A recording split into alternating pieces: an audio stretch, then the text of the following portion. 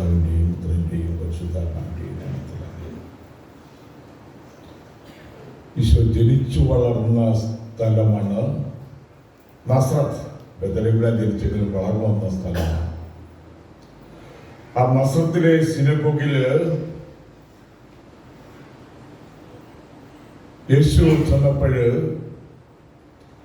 അന്ന് വിശുദ്ധ ഗ്രന്ഥം വായിച്ച് വിശദീകരിക്കാനായിട്ട് സിനഗോഗ് അധികാരി യേശുവിനെ ഏൽപ്പിക്കുകയാണ്.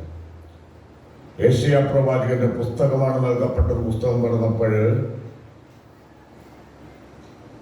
അക്കാര്യങ്ങൾ വായിക്കാണ്. കർത്താവിന്റെ ആത്മാവിന്റെ മേലുണ്ട്. The spirit of the Lord is within me. അവിടുന്ന് എന്നെ അഭിഷേകം ചെയ്തിരിക്കുന്നു. ബന്ധിതർക്കും വചനം, അമ്പർക്ക് കാഴ്ച, അടിച്ചപടത്തോട് സ്വാതന്ത്ര്യം, കർത്താവിന് സ്വീകാര്യമായ മത്സരവും പ്രഖ്യാപിക്കാൻ അവിടെ തന്നെ അയച്ചിരിക്കുന്നു. ഈശോ വിശുദ്ധ ഗ്രന്ഥം അടച്ചു വെച്ചതിന് ശേഷം ഇന്ന് ഈ പ്രവചനങ്ങൾ പൂർത്തീകരിച്ചിരിക്കുന്നു എന്ന് യേശു പറയുകയാണ്. യേശുവിന്റെ ദൗത്യം ആരംഭിക്കുന്നത് അവിടെ മുതലാണ്. യേശുവിന്റെ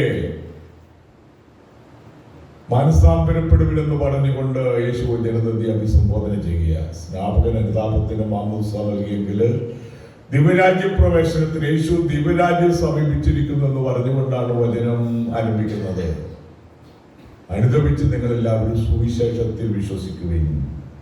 അപ്പോൾ അത് ഈ പ്രവചനങ്ങൾ അവർക്ക് ഇഷ്ടപ്പെട്ട് കാണുകയല്ല. യേശു വിശദീകരിച്ച് എന്നിൽ പൂർത്തീകരിച്ചിരിക്കുന്നു എന്ന് പറഞ്ഞപ്പോഴ് യെശയ്യാ പ്രവാചകന്റെ ആ പ്രവചന പുസ്തകം അന്ന് വായിച്ചോടെ വിശദീകരിക്കുകയാണ്. പുറപ്പാടിന്റെ പുസ്തകത്തില് മോശയുടെ വിളിയെപ്പറ്റിയാണ് പറയുന്നത്. ആദ്യമായിട്ട് സെമിനാരിയിൽ ചെന്നപ്പോൾ തലശ്ശേരിയില് അപ്പൊ അന്ന് രാവിലെ ധ്യാനത്തിന് വായിച്ച രംഗം അത് ഇത് തന്നെയാണ്. ഹോരേബ് മലയില് തീ കത്തുന്നു. സാധാരണയായിട്ട് തീ കത്തിയാൽ എരിഞ്ഞടങ്ങാറുണ്ട്, പക്ഷെ കത്തി തീരുന്നില്ല. മോശ അമ്മായിയപ്പനായ ജത്രോയുടെ ആടുകളെ മേയിച്ച് നടക്കുന്ന കാലമാണ്. അപ്പോൾ മോശ അടുത്തേക്ക് ചെന്നു.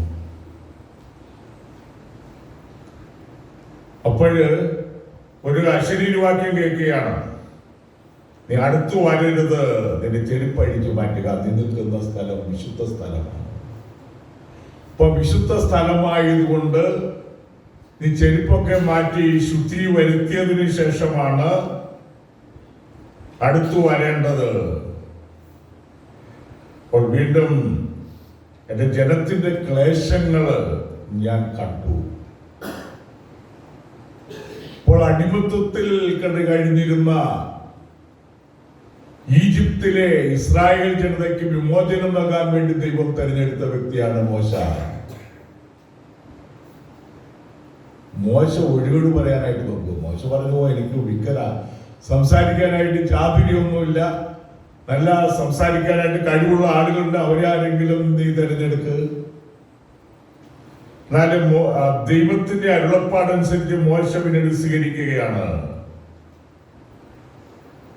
മോശയോട് വാഗ്ദാനം ചെയ്തിരിക്കുന്ന തേനും പാലും ഒഴുകുന്ന വാഗ്ദാന നാട്ട് നിങ്ങൾക്കായിട്ട് ഞാൻ തരും.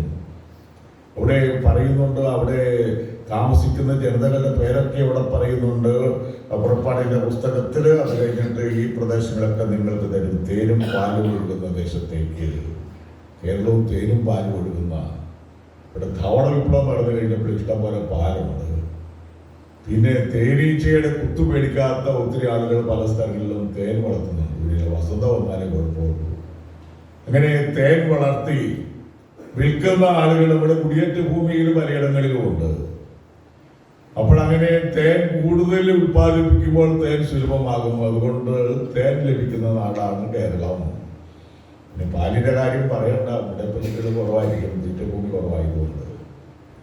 അപ്പോൾ പഴയ കാലത്ത് പഴയ നിയമത്തില് മനുഷ്യന്റെ ജീവിതത്തിന് പ്രധാനപ്പെട്ട ഒന്നാണ് പാല് വേണം. ഒന്ന് കാലികളൊക്കെ വളർത്തുന്ന കാലമാണ്. അതുകൊണ്ടാണ് പാലിൻ്റെ കാര്യം ഇവിടെ പറഞ്ഞിരിക്കുന്നത്. രണ്ടാമതായിട്ട് തേന്. ഒന്ന് പഞ്ചസാര കാണിയലായിരിക്കും, ഈ വെളുത്ത പഞ്ചസാര ഉണ്ടാക്കുന്ന സംഗതി എന്ന് പഠിച്ചിട്ട് കാണിയല. അതുകൊണ്ട് മധുരത്തിന് ആളുകൾക്കുണ്ടായിരുന്നത് തേനീച്ച തേൻ. അങ്ങനെയാണ്. തേനീച്ചയുടെ കുത്തുകൊള്ളാതെ നോക്കേണ്ടതുണ്ട്. ഒരു സ്ഥലത്ത് ഒരു മനുഷ്യന്, ഇയാളൊരു ഒത്തിരി നന്മ ചെയ്യുന്ന ആളാണ്, ഒരു ഇടവക്കാരനാണ്. വിൻസെൻ്റ് പോലുണ്ട്, എല്ലാ പൊതു നന്മ പ്രവർത്തികളിലുണ്ട്. മക്കൾ 3 പേര് സിസ്റ്റേഴ്സുണ്ട്, അതിലൊന്ന് ഡോക്ടറാണ്. ഇയാൾ തെങ്ങ് കയറുന്ന പരിപാടിയുണ്ട്. ഇയാൾക്ക് തെങ്ങ് കയറുക പ്രധാനപ്പെട്ട വരുമാനം. തെങ്ങ് കയറുക, തെങ്ങിന് നല്ല കൂലി കിട്ടും. ഇങ്ങനെ തെങ്ങ് കയറിയപ്പോൾ തേനീച്ച കുത്തി. ഇയാൾ അബോധാവസ്ഥയിലായി, എങ്ങനെയോ ഊർന്ന് താഴേക്ക് ഇറങ്ങി അബോധാവസ്ഥയിലായി. 4 ദിവസം മെഡിക്കൽ കോളേജിൽ കടന്നു. ഇയാൾ പ്രാർത്ഥനക്കാരനായിട്ട് ദൈവത്തിൽ ആശ്രയിക്കുന്ന വ്യക്തി ആയതുകൊണ്ട് ദൈവകൃപയിൽ അയാൾ രക്ഷപ്പെട്ടു. അല്ലേ രക്ഷപ്പെടുക.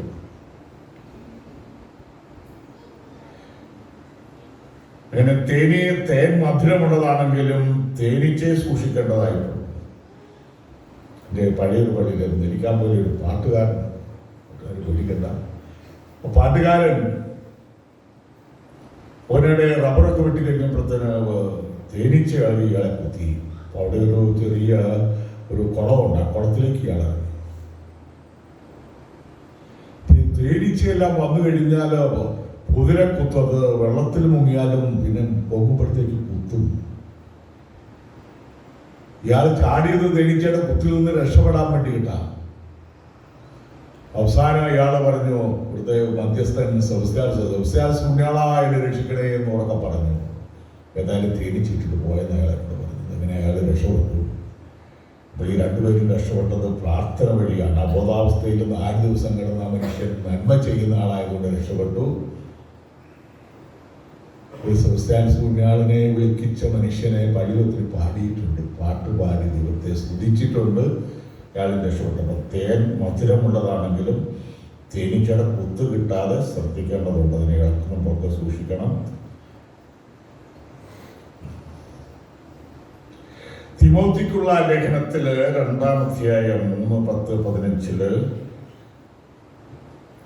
ഞാൻ പഠിപ്പിച്ച സത്യങ്ങളും എൻ്റെ ജീവിത രീതിയും ലക്ഷ്യവും വിശ്വാസവും ക്ഷമയും സ്നേഹവും സ്ഥൈര്യവും നീ അറിഞ്ഞിട്ടുണ്ടല്ലോ. തിമോത്തിയെ അവിടുത്തെ മെത്രാനാണ്. എന്നുവെച്ചാൽ പൗലോസ്ലിഹായാണ് തിമോത്തിയൊക്കെ രൂപപ്പെടുത്തിയെടുത്ത് അവിടുത്തെ സഭയ്ക്ക് നേതൃത്വം കൊടുക്കാനായിട്ടാക്കിയത്. അതുകൊണ്ട് തിമോത്തിയും തീത്തൂസിനും ഒക്കെ ലേഖനങ്ങൾ എഴുതി. അപ്പോൾ തിമോത്തിക്ക് എഴുതിയ ലേഖനത്തിൽ എങ്ങനെയാണ് സഭയെ പടുത്തുയർത്തേണ്ടത്, നയിക്കേണ്ടത്, ഞാൻ പഠിപ്പിച്ച സത്യവും എൻ്റെ ജീവിത രീതിയും ലക്ഷ്യവും വിശ്വാസവും ക്ഷമയും സ്നേഹവും നീ മനസ്സിലാക്കിയിട്ടുണ്ടല്ലോ.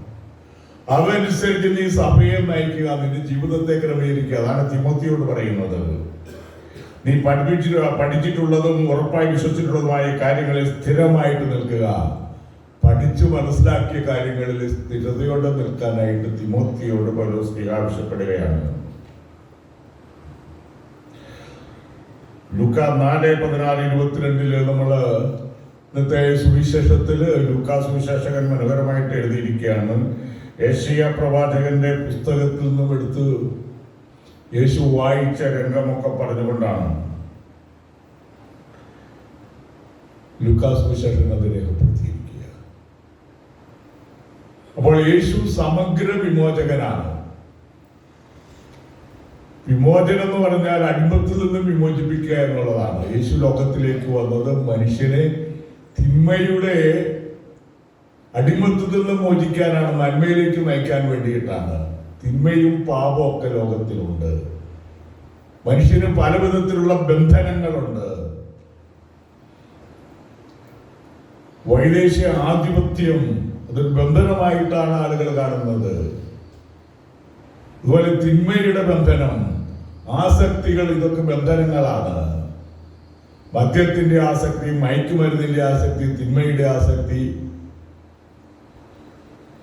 ആധുനിക കാലഘട്ടത്തിലെ മൊബൈലിന്റെ ആസക്തി, ബ്ലൂ ഫിലിമിന്റെ ആസക്തി, ഇങ്ങനെ ഒത്തിരി ആസക്തികള്.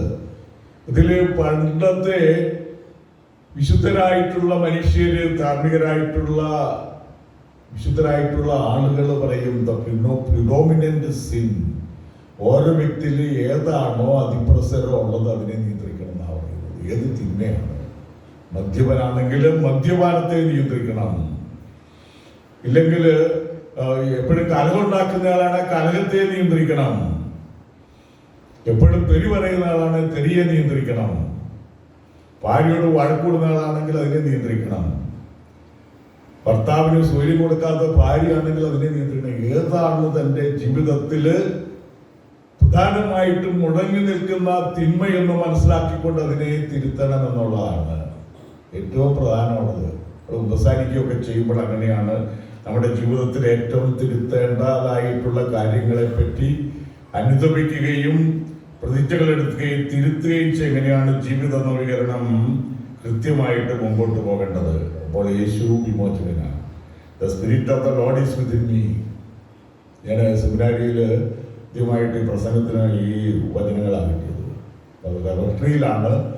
ബാക്കിയുള്ളവർ ആഹാരം കഴിക്കുമ്പോഴാണ് പ്രസംഗിച്ച് പഠിക്കേണ്ടത്. അത് മങ്കുഴിക്കരി അച്ഛൻ, പുണ്യശ്ലോകനായ മങ്കുഴിക്കരി അച്ഛനാണ് ഞങ്ങൾക്ക് പ്രസംഗവും ആധ്യാത്മികതൊക്കെ. പ്രസംഗം എഴുതി അച്ഛൻ്റെ കയ്യിൽ കൊടുക്കണം. കൊടുത്തു കഴിഞ്ഞിട്ട് തിരുത്തലൊക്കെ പറയും. അത് കഴിഞ്ഞ് പറഞ്ഞു കഴിഞ്ഞപ്പോൾ എന്നോട് പറഞ്ഞു, ഒരു കമാൻഡിങ് വോയിസ് എന്ന് പറഞ്ഞു, നല്ല സ്വരമുണ്ടെന്നുള്ളത്. വേറെ കൂടുതൽ തിരുത്തലൊന്നും പറഞ്ഞില്ല, അച്ഛൻ നേരത്തെ തിരുത്തിയതായതുകൊണ്ട്. അപ്പോൾ യേശു സമഗ്ര വിമോചകനായിട്ട് ലോകത്തിലേക്ക് കടന്നു. എല്ലാ തിന്മകളുടെ ആധിപത്യത്തിൽ നമ്മെ രക്ഷിക്കാനായിട്ട്. അതുകൊണ്ട് തിന്മയുടെ നിരാളി പിടുത്തത്തിൽ അയകാതിരിക്കാനായിട്ട് ശ്രദ്ധിക്കുക. ഏതെങ്കിലും കാര്യങ്ങൾ നമ്മൾ തിരുത്തേണ്ടതുണ്ട്, മേഖലകളുണ്ടെങ്കിൽ തിരുത്തുക. അതാണ് നമ്മൾ ശ്രദ്ധിക്കേണ്ടത്. പിതാവിൻ്റെയും പുത്രൻ്റെയും പരിശുദ്ധാത്മാവിൻ്റെയും നാമത്തിൽ.